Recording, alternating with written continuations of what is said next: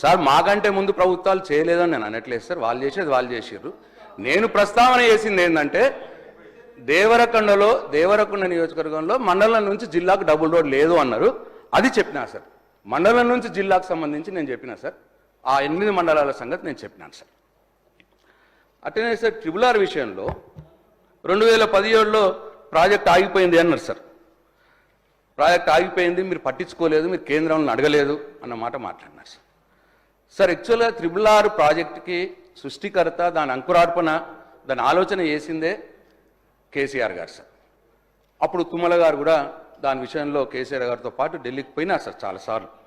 2015 నుండి పరిశు చేస్తున్న సందర్భంలో అప్పుడు ఫస్ట్ టైం మొత్తం హిస్టరీలోనే సార్ ల్యాండ్ అక్విజిషన్కి స్టేట్ గవర్నమెంట్ డబ్బులు ఇస్తుందని ఎవరు కూడా మాట ఇయ్యలేదు సార్. అప్పుడు ఆ ప్రభుత్వం మాట ఇచ్చి 50% మేము భరిస్తాము అని మాట ఇస్తే 2015 నుంచి తిరగంగా సార్ 2017లో సూత్రపాయ అంగీకారం తెలిపినారు సార్ ట్రిపుల్ ఆర్కి. 2017లో సూత్రపాయ అంగీకారం తెలిపి నార్థన్ ట్రిపుల్ ఆర్కి సార్, ఉత్తర భాగానికి. అసలు స్టార్ట్ అయింది 2017లో సార్, వాళ్ళ అంగీకారం తెలిపింది 2017లోనే ఆగిపోయిందని వారన్నారు సార్. 2017లో సూత్రపాయ అంగీకారం తెలిపి 2021 మార్చి 5 నాడు భారత్ మాలలో పెట్టినారు సార్. దానికి కూడా 4 సంవత్సరాలు వాళ్ళు తీసుకున్నారు సార్. ఏం చేద్దాం సార్, తిరిగినాం సార్, తిరగలేదని కాదు సార్, ఇగో ఇన్నిసార్లు పోయినాం సార్. ఇగో సార్ ఇది కేసీఆర్ గారు గడ్కరీ గారిని కలిసింది సార్. ఇగో ఇది తుమ్మల గారు కలిసిన నా ఫొటోస్ లేవు సార్. నేను పోయినప్పుడు నేను గడ్కరీ గారిని కలిసినాయి సార్.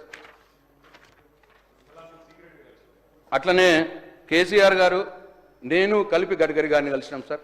ఇట్లా పలు దఫాలుగా వెళ్ళినాం సార్. వెళ్తే 2021 మార్చి 5 నాడు భరత్మాల ప్రాజెక్టులో చేర్చారు సార్.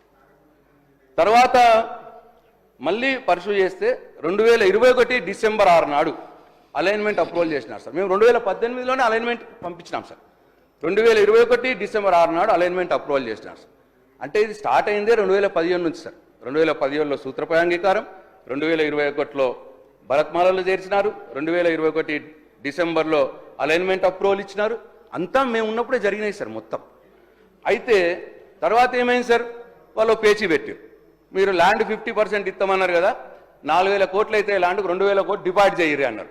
2000 కోట్లు డిపాజిట్ ఎందుకు చేస్తామండి, ఈ ల్యాండ్ మీరు ఎట్లా అక్వైర్ చేస్తే అట్లా మీరు ఇవ్వండి, మేము ఇస్తామని మాట మాట్లాడి ఆ పరిశు చేస్తే సంవత్సరం పట్టింది సార్. మేము 100 కోట్ల డిపాజిట్ కూడా చేసినాం సార్. చేసి సార్ సెప్టెంబర్ 22 నుంచి సెప్టెంబర్ 23 మట్టుకు 1 ఇయర్లో 4 జిల్లాలకు 4 ల్యాండ్ అక్విజిషన్ ఆఫీసర్లను పెట్టి ఆ ల్యాండ్ అక్విజిషన్ ప్రాసెస్ ఉంటుంది sir. 3A 3 small A 3 big A అని ఉంటుంది సార్. ఆ ప్రాసెస్ అంటే ఏంది, సర్వే నంబర్లు, ఏరియాలు అన్ని కూడా ఎకరాల విస్తీర్ణం అన్ని కూడా ఫైనల్ చేసి 3D నోటిఫికేషన్ కూడా సార్ 80% భూములకు 3D నోటిఫికేషన్ కూడా ఇచ్చినాం సార్ మేము ఉన్నప్పుడు. తర్వాత ఎలక్షన్లు వచ్చినాయి సార్. ఇప్పుడు 15 నెలలు అయింది సార్.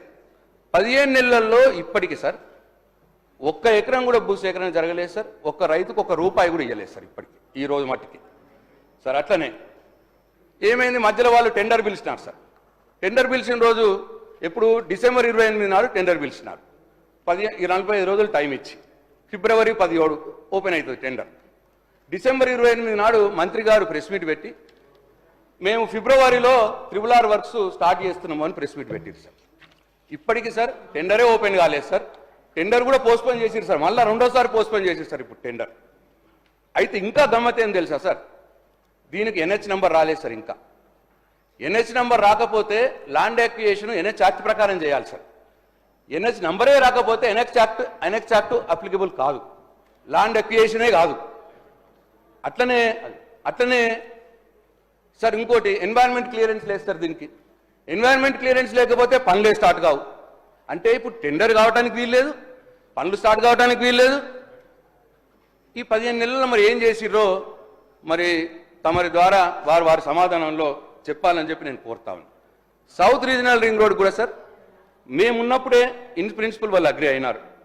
మేమున్నప్పుడు గవర్నమెంట్ ఆఫ్ ఇండియా మేము ఇద్దరం కలిసి అలైన్మెంట్ ఫైనల్ చేసి వాళ్ళకి పంపించినాం. పంపించి అలైన్మెంట్ వాళ్ళ దగ్గర ఉంది. ఇప్పుడు మళ్ళీ ప్రభుత్వం అలైన్మెంట్ మారుస్తూ ఉన్నది. ఈ అలైన్మెంట్ మారుస్తుడు ఎందుకు, ఇది కూడా సమాధానం చెప్పాలి. ఈ అలైన్మెంట్ మార్చడం వల్ల వాళ్ళు టేకప్ చేస్తారో చేయరో డౌట్.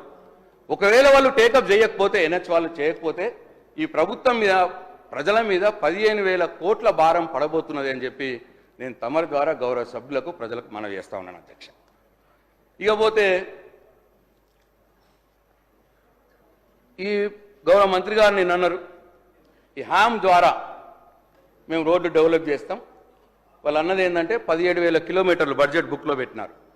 17,000 కిలోమీటర్లు 28,000 కోట్లు పెట్టి 2028 లోపు, అంటే 3 సంవత్సరాల లోపు మేము రోడ్స్ అన్ని కూడా డెవలప్ చేస్తామన్న మాట చెప్పినారు.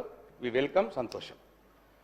అయితే అధ్యక్ష, దీంట్లో ఏంది, మళ్ళా ఇవాళ పద్దులలో బడ్జెట్ ప్రసంగంలో ఒకటి ఉన్నది అధ్యక్ష, పద్దులలో ఒకటి వచ్చింది. ఆర్థిక మంత్రి గారు కూడా సెటరేట్ చేసుకోండి.